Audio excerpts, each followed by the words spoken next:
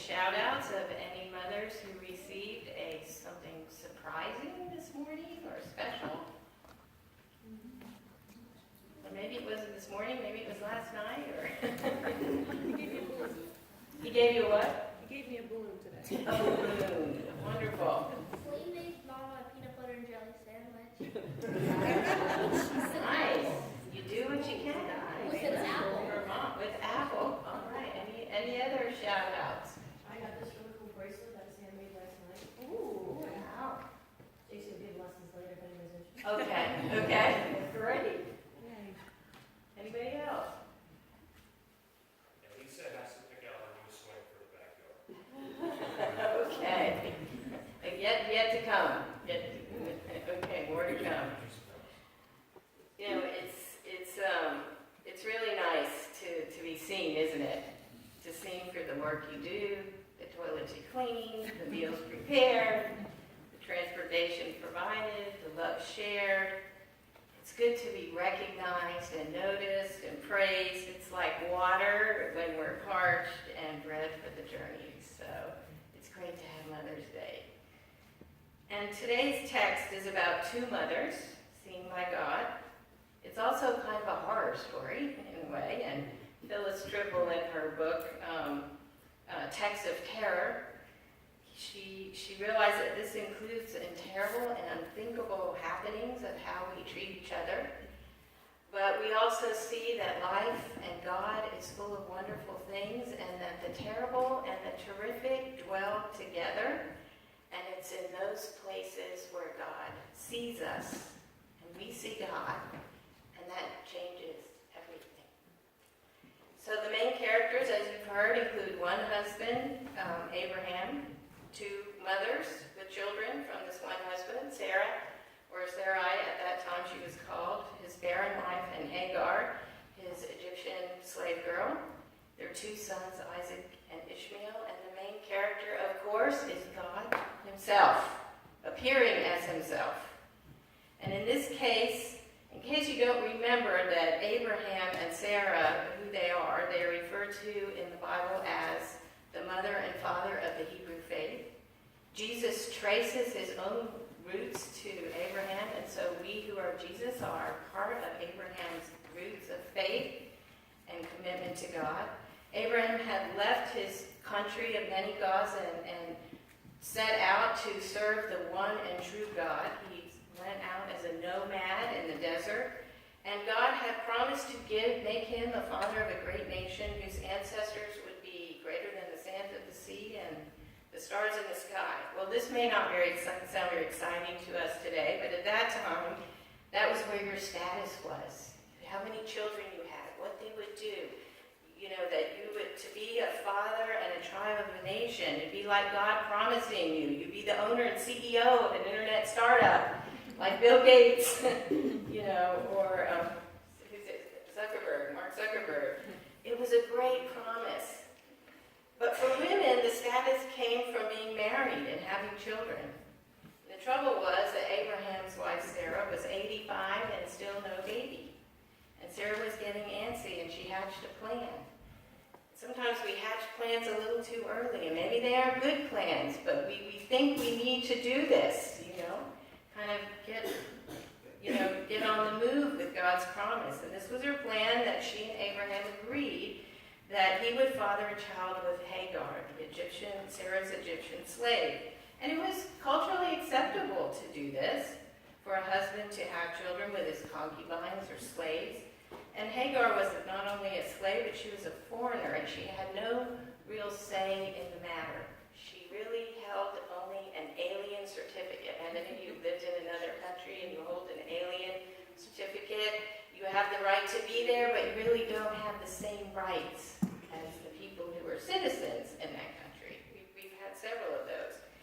And so the plan worked, and Hagar got pregnant, but then Sarah noticed something different about Hagar, and now, maybe Hagar was getting a little, ahead of herself, feeling kind of good, and saw herself in a higher position. Now that the roles were reversed, Hagar had the status. She was going to be the mother now of this child, and this threatened Sarah's status. So she was infuriated, humiliated, and she let Abraham know she was not happy about this. And so Abraham just says to her, Sarah, do what you want. Okay? You know, maybe we think he should have manned up, or I don't know, but he just said, do what you want. And so this story tells us that Sarah more actively mistreated Hagar. And it was to the point that Hagar ran away outside of the comfort of the camp and the people, and she is alone in the desert. And an angel comes to her. And these appearances of God in the form of an angel or a messenger are called theophanies. At least that's what my resident theologian tells me. And the angel first, he calls her by name. This almost sounds like when the angel came to Mary. And he knows her by name, and he knows about her employer, about Sarah. And he starts asking questions. Where have you come from? Where are you going? And Hagar, tells him, but I'm sure she kind of, how does this angel know so much about me? And he goes on with things, and he says, you're with child. And he even throws her a reveal party right there, a private reveal party. You're going to have a son. And he's going to tell her what the son is going to be named. You're going to call him Ishmael, which means the one who hears. And why? Because the Lord hears you. The Lord hears your misery. He knows what is going on. He confirms that, yeah, you're in a really bad place. And sometimes we need to hear that from other people. Like, yeah, that's really bad. When we listen and somebody tells us. But the Lord hears and the Lord sees Hagar's situation. Then the Lord tells her about the character of her son. This is something really you don't want to hear. He's going to be a wild donkey of a man. And he won't get along with his siblings. And life won't be easy, but there'll be more children to come. And in saying these things, it seems like there was no judgment. Right? We always say that, no judgment. Yeah, he's going to be a tough character. And that's who you got. But through this child, there will be many, many more. And he will be also the father of a great nation for generations to come. The generosity of God, the acceptance of God, the love of God, no judgment. This is how it is. But her response is, she doesn't ask a lot of questions about it or anything. It just says, you are the God who sees me. And now I have seen the one who sees me. And here in this reciprocation of seeing each other, faith is born. Faith is born in seeing each other. God, you see me, and now I see you. Hope is kindled. Strength is renewed.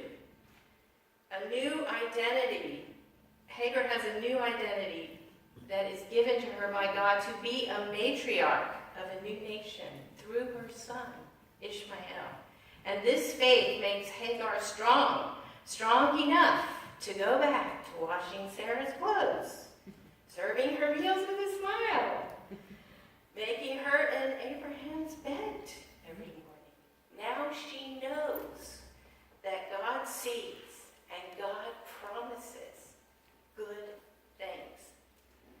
I can't help but think how God's conversation kind of matches with some of the training we receive in communication today. I know we are exposed to this in our work settings and in popular psychology, that we have learned active listening skills, right? Look at the person. How many have had this training? Be present, right? Repeat back, in other words, what you think you've heard the person say to you. And a reflection on what you think they mean. Feel with that person. Have empathy for their situation. accept their feelings without judgment. This is how it goes in our house. Honey, how you feeling? Hungry. What would you like for dinner? Chicken. Looking at his phone. I hear you say you want chicken. Anything else? No, whatever you want. We want more than this, right? More than this. We want to be seen. Remember in the movie Avatar? I love that movie. I love their greeting. The greeting of the natives, on the planet that we were they were colonizing. And they said, their greeting was, I see you. I see you, meaning I'm with you. I am ready to be with you. I am present with you. I see inside you. I understand you. That's how, there's something that happens when we look in a new baby's eyes, right? Don't you feel like you've been seen even though you know you're not? But the baby just wide eyes looks at you, accepts you, loves you, and you love them back, and it's just an amazing exchange, isn't it? It changes us. We're changed. We fall in love with this baby. You're smiling, right? You guys know what that feels, because you still got that baby that still has that open look. And anyone who comes along, the baby doesn't care. Just open, wide-eyed smiling. That is if they're fed and taken care of, right? So there's that exchange. And remember that look of love, that first look, when well, I shouldn't say we used to exchange it with your husband. We still do, right? Yeah, okay.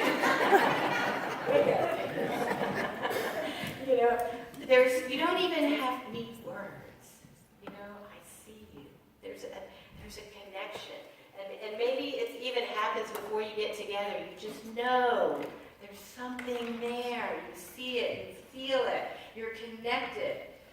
So when that happens, when we know that we've been seen, it transforms our relationships. So we're going to fast forward 14 years. Sarah and Abraham now have a son together. His name is Isaac. They're throwing him a weaning party. I know we don't do that today. But yeah, when you go get stuff for breastfeeding, they would have a big party, I guess. So he must have been about 3 years old. And Sarah sees the 14-year-old Ishmael taunting or perhaps teasing her son. So she tells Abraham, she picks up Isaac, puts him on her hip, and says, I want that woman gone. All right, so Abraham is still concerned for her son, and he's worried, but God says, don't worry. Abraham's first testing and trusting God wasn't Isaac. It was really Ishmael, who he loved. But Abraham was a man of faith. God said, don't worry about it. So he packs their backpack, gives them the biggest skin of water in the house, sends them out to the desert, but the food and water doesn't last long. Death seems inevitable. Sarah sits out of earshot from her son, a bow shot away. That's probably pretty far, but she knows her son is lying dehydrated, and she is sobbing. And God sees, and the voice from heaven comes. This time, it's not an angel. It's a voice from heaven. Hagar probably doesn't need an angel now. She's heard that voice. What's the matter? Don't be afraid. Lift the boy up. Take his hand. I will still make him a great nation. And God opens her swollen eyes, and there is a well of water right next to her. There's a beautiful quote from The Little Prince. What makes the desert beautiful, those hard places? It's that it's somewhere that hides a well. But the eyes are blind. One must open your heart. And Hagar allowed God to touch her eyes. She was able to look with her heart. And we look with our hearts in those hard times. Well, Ishmael grew up in the desert, became an archer, and it kind of makes sense that he might be called a wild donkey of a man and not really socialized very well with others. But he was blessed by God to become the father of a great nation. So what can we learn about this in ourselves from this ancient story? How will this change how we live? We acknowledge that life is difficult, but that it comes with a blessing. We have a God who hears, who acts on our behalf. A God who looks into our eyes and says, all is well. Here is the well. It's right here. We have Jesus saying, I stand at the door knocking. If you open the door, if you can't find the well, I'm here. I'm knocking. Let me in. I'll show you. He says, come on, yoke with me. I will teach you as we plow through life together how to do it with grace. But we must be intentional about our words.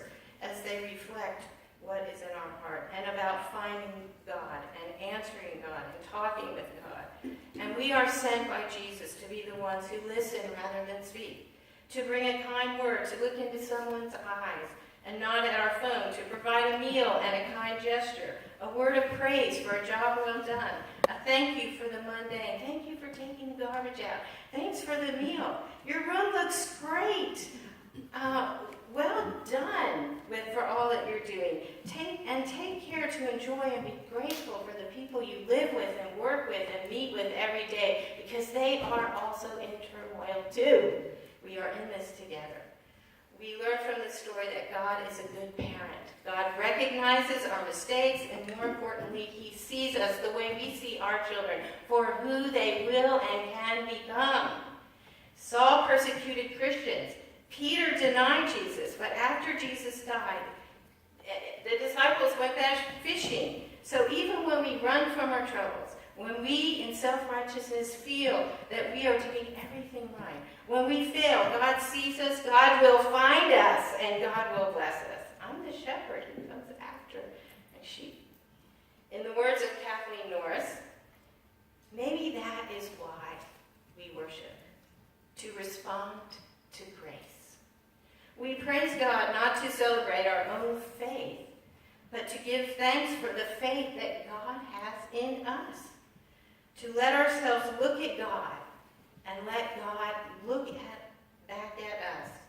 To laugh and sing and be delighted